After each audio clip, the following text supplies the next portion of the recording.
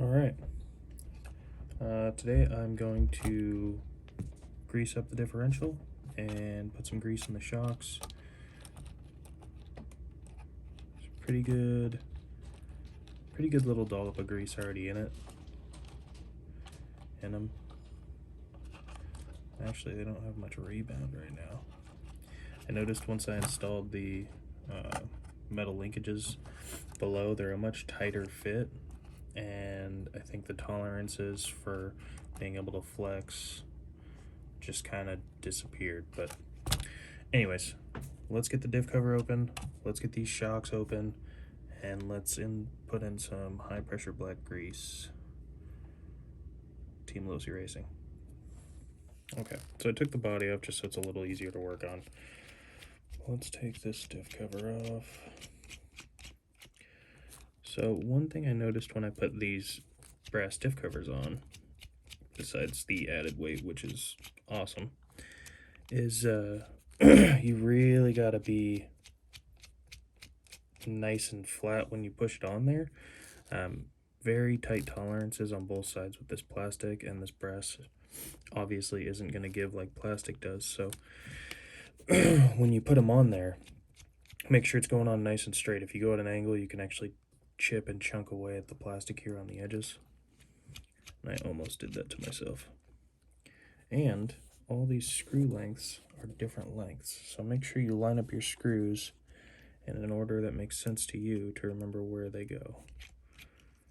If the truck's upside down, I'm going to lay these at the top and these at the bottom.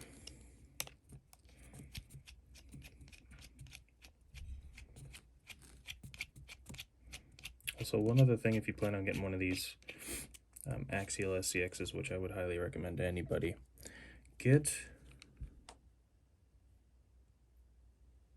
0.05 inch hex head screw. It's awesome. You can't see it, but the Allen wrenches that come with the truck work just fine, but they're very difficult to work with. This screwdriver, I cannot say enough good things about it.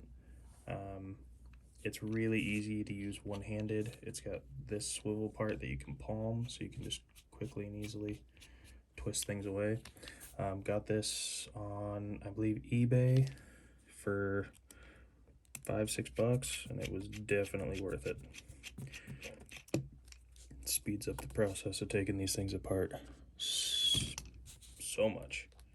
Okay, so here's the cover. The other issue I had when I first got this thing, and it was really frustrating, is that this bearing right here is not inside this brass diff cover. You actually have to take that out of the plastic one, and because the plastic one is so tight, let me grab one for you. Actually, I still have those.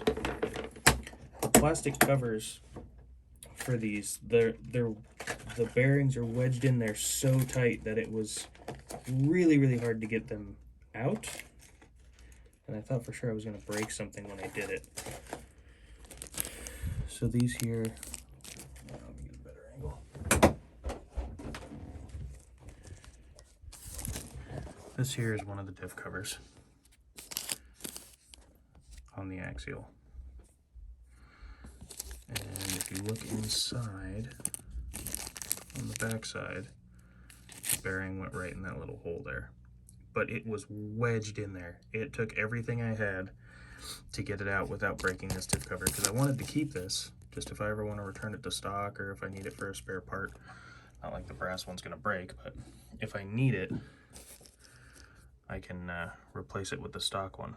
So what I ended up having to do was take this guy right here, another great use for it, and try and pry it out slowly at all angles from the plastic one, along with banging it really hard on a surface and whacking it with the side of my cell phone a few times to get it out. But I eventually got it out, and it slides right in there, no problems. I was kind of worried about it fitting in here.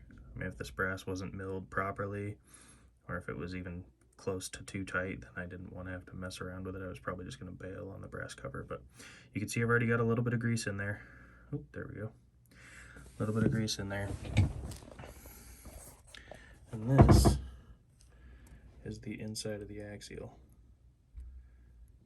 So you can see, actually I'll turn this on so you can kind of see what the, I call it a worm gear or worm drive. I forget what other people call them, if they call them anything else. Let me set this back down, get a better view for you. So the reason this thing stops on hills so well is because the drive shaft is actually spinning this corkscrew drive, and that's what's rotating this gear. And without having, and you have to have input from the screw to get any sort of movement on the gear. That's why they don't free roll or free spin. This just wants to basically bust this thing out of here. It doesn't spin it. It doesn't have the right kind of leverage against those teeth to be able to spin it, but it will go the other direction. If you put all the force on the screw, it'll spin this gear no problem. Got some bearings on either side there too. So, all right, that's how that works. Let's get some grease in there. So the only grease I have is this Team Losi racing grease, high pressure black grease, TRL 77000. I hope it's good for this. I don't actually know one way or the other. See if I can do this on camera. But a decent little dollop. You really don't want to like mash a bunch of grease in there. You're not trying to fill the entire differential with grease. You just want maybe enough little dollops in all the corners to kind of fill the gaps and spaces in there. I hope you can see that. That's not easy to see. But if you can fill those up, especially get the bearings lubricated, this is going to add a lot of life to that plastic worm drive down there. All the friction it's going to have against the metal gear here in the middle. It's really going to loosen or lube that up, and then also just kind of keep everything, the bearings and stuff, nice and greased up, get nice and smooth movement out of it. And let's put the diff cover back on. So the end of the shaft here, boy, focusing sucks. The end of the shaft right there, there's a little knob that goes right in the center of this bearing.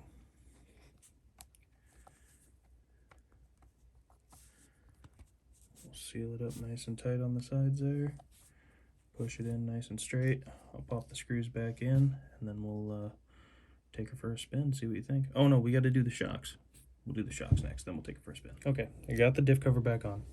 One thing I did want to note is really with anything that you're going to be working on with these vehicles that has a couple screws, like this one has 6 here, when you're putting stuff back on like this, don't just crank down on one screw, then move to the next, tighten that as hard as you can, then this one, then this one. I mean, the diff cover does need to be semi-tight. Don't go crazy, obviously it's plastic, but you know, maybe start up here, get it kind of tight, you know, where it just starts to get a little resistance when turning, then go down to the corner, move over here, back up here, then maybe do the 2 middle ones. You know, alternate where you're doing it. If you start in one corner and just crank it all the way down and then move here, here, here, here, you could end up tightening it out of alignment. It's the same with anything on even real vehicles, but like these little bead locks I have here, these 6 screws in the middle, when you're tightening these down, start with one, just get it on there, get it a little bit of resistance but not really tight, move straight across to the other side, do the same thing, get all 6 of them in there and alternate across from each other as you go. Then once they're all in there, you can slowly work your way around tightening them. It's the only way you're going to get this lined up properly, and it's going to make sure that you don't tighten any of these threads or cross thread them because you're pushing down at an angle, the other side's sticking up. So just something to keep in mind there. But I got the diff cover back on. Let's get some grease in these shocks. These are the Hot Racing shocks for the Scx24. Great little shocks. You can see that they're not super springy because I've already got a little bit of grease in there. But what you're going to want to do is pull the spring down, get a good tight grab on the shiny metal cylinder there, and then just twist the top off here. pop right off. This ring here is adjustable. I can slide, spin that down to give the spring more tension on it. I like to have them as soft as possible. I feel like it's the best for crawling, but as you can see inside here, I've already got a little bit of grease. That's pushed all the way up, so there's not much in there. That's basically the top of the pin on the inside, and there's just enough grease I could wipe off with my finger and we'd see metal. So let's get a little more in there. And what I like to do with these, this is just personal preference, but if you can max the spring out in one hand and then get a dollop of grease on the top of the tower like that. Boy, this thing has a hard time focusing on what I'm doing. Just a little dollop right on top, and then you can slowly let go. It'll slide that down inside. And then, put the lid back on this so I don't make a mess. We'll get the top of the shock tower back on there. And once you have this back on, then we can start working. Gotta get a grip on that shiny metal part again. Oh geez. There we go. And then we can start working the shock up and down to really move the grease around. If you get this on here and then just kind of squish it between your fingers like this, you feel it stick the first time once the grease hits the top, but as you make contact like that, it's going to smash the grease between the lid and the top of the pin inside, and then it's going to spread it out along the inside of the cylinder. You really don't need much. That's about as much grease as you need. I've heard people say that it leaks out the bottom of the pin. I haven't really had that issue. This grease here is pretty thick. I mean, you can see in the tube how it doesn't even really move like liquid. It's just kind of almost like Play-Doh type grease. But yeah, once you get that in there, the shock isn't nearly as bouncy. It has a good smooth compression and then a fairly slow decompression on it. I'm gonna go ahead and get this installed back on the truck, and then I'll go ahead and take the other 4 off, grease them off camera, get the whole truck back together, and then I'll take it over to the course and kind of show you the slow fluid movement that you get out of putting a little bit of grease in these. You really lose the bounce, which is nice. Okay, now that we got the grease in the shocks, I kind of wanted to show you a comparison. Obviously, this is a different type of vehicle, but the shocks and springs on the Kyosho Mini Z are very similar to the ones on the Axial Scx24, and you can see it's just a much bouncier vehicle without grease. There's 0 grease in this, completely stock, and it's just very bouncy. And the Axial is very similar to that when you have no grease. Once you put some grease and some nice upgraded shocks, you get a lot smoother movement. So as it moves and twists around or comes down a hill, it's not bouncing like this one does. You just get fluid movement, nice and smooth. So let's take it over here.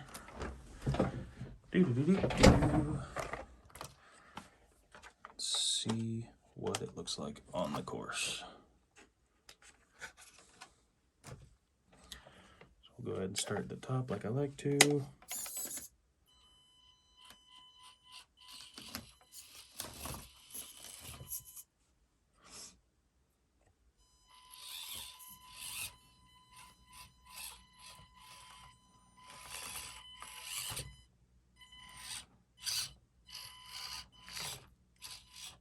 You can see as it's moving back and forth, the wheels just kind of articulate without bouncing or popping around. Just get nice, smooth motion. They compress, come off an obstacle, decompress, extend, nice and smooth.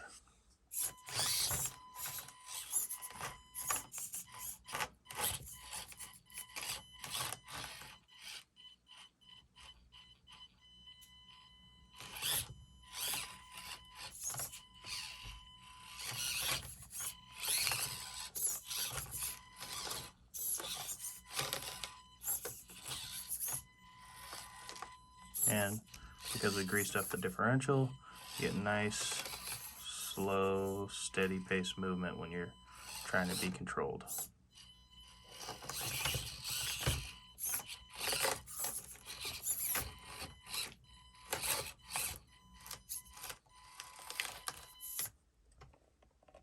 Take a look over these one more time. Even if I go over it quickly, it doesn't get super bouncy like it used to. It just stays planted nice and smooth as it articulates. So.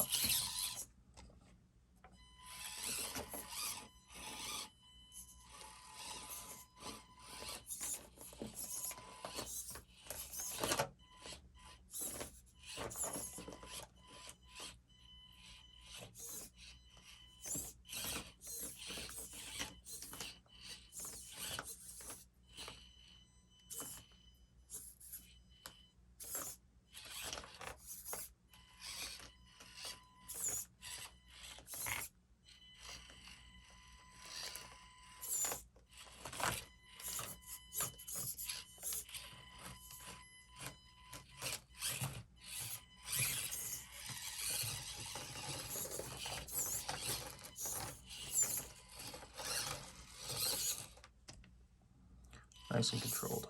And that's the one thing you want when you're crawling, is control over the vehicle to do what you want it to do without trying to fight, you know, bounciness or stuttery acceleration.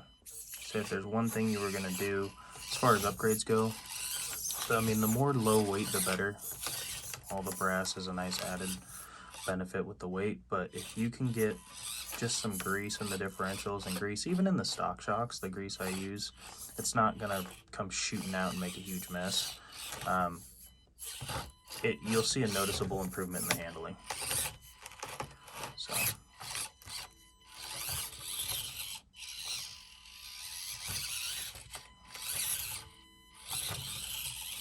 And for comparison, I get the Kyosho out, even though I know it's a completely different vehicle.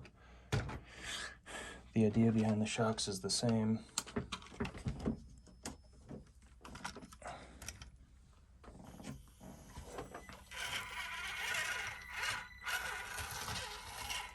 You can just see how the body bobbles around.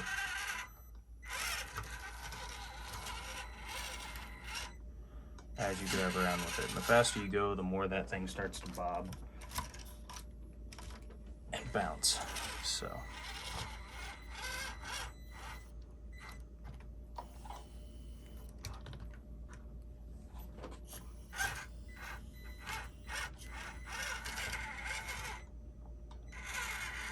See how the body rolls around there as you go over obstacles.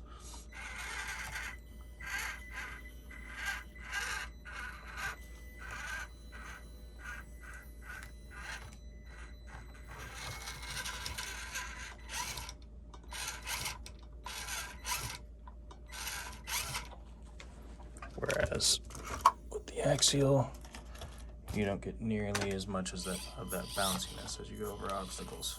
It's nice and planted.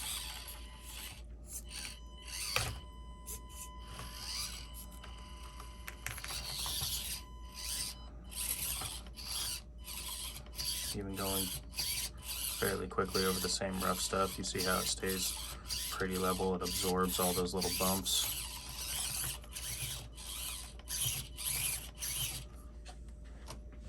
So, if you're thinking about doing even one simple upgrade that's fairly cheap, I would recommend greasing the shocks, greasing the differential. It's noticeable.